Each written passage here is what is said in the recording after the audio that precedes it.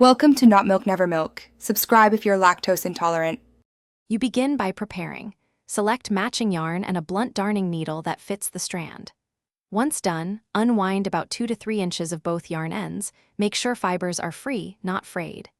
Insert the needle through the center of the existing yarn strand, slide it along to form a small loop, then pass the new yarn through that loop.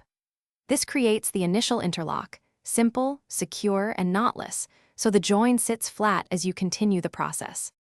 Once the new yarn is threaded through the loop, pull gently until the strands sit snug but not tight.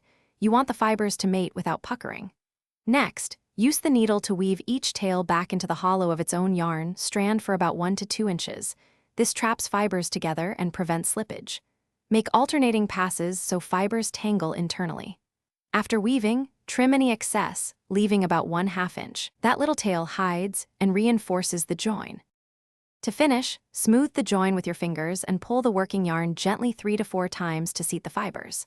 Continue knitting or crocheting. The join should be virtually invisible and hold under normal tension. If you see a small gap or the join seems loose, unpick a short section and reweave an additional 1/2 inch to increase friction. Alternatively, a discreet short backstitch on the wrong side will secure it. Keep testing as you go to avoid late surprises. Thanks for watching. If this was helpful, leave a like and consider subscribing. See you next time.